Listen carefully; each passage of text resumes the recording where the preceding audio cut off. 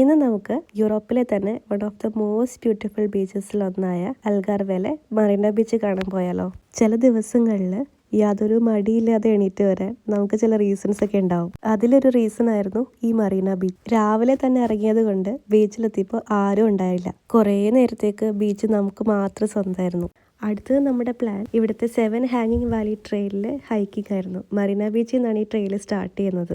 6 kilometre ഈ trail ഉള്ളുവെങ്കിലും ഓരോ വ്യൂവും പോസ്റ്റ് കാർഡ് വ്യൂ ആയതുകൊണ്ട് ഇത്തിരി നേരം എടുത്തേ നമുക്ക് ഈ ട്രെയിൽ കംപ്ലീറ്റ് ചെയ്യാൻ പറ്റൂ. ഇവിടുത്തെ ഐക്കണിക് ആയിട്ടുള്ള സീ കേവ് ബെനഗലിൻ്റെ ടോപ്പ് വ്യൂ നമുക്ക് ഈ ട്രെയിലിൽ നിന്ന് കാണാം. പക്ഷെ അതിൻ്റെ താഴെ നിന്നുള്ള ഈ വ്യൂ കാണാൻ നമ്മളൊരു ബോട്ട് ടൂറാണ് എടുത്തത്.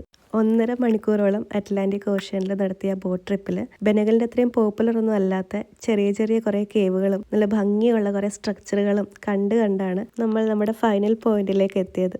ഈ കാണുന്നത് ഗോഡ്സ് ഐസ് എന്ന് പറഞ്ഞിട്ടൊരു സ്ട്രക്ചറാണ്. മോളിൽ നിന്ന് ആരോ താഴേക്ക് നോക്കുന്ന പോലെ തന്നെ ഇല്ലേ? ഈ ബോട്ട് ടൂർ എടുത്തത് ബെനഗൽ കാണാൻ വേണ്ടിയാണെങ്കിലും അതിന് മുന്നേ കണ്ട കാഴ്ചകളായിരുന്നു നമ്മളെ കൂടുതൽ എക്സൈറ്റ് ചെയ്യിച്ചത്. അങ്ങനെ ഇതായിരുന്നു നമ്മുടെ ഫൈനൽ പോയിന്റ്. ആക്ച്വലി ഈ ഓപ്പണിങ്ങിന് താഴെ ഒരു ചെറിയ ബീച്ചുണ്ട്.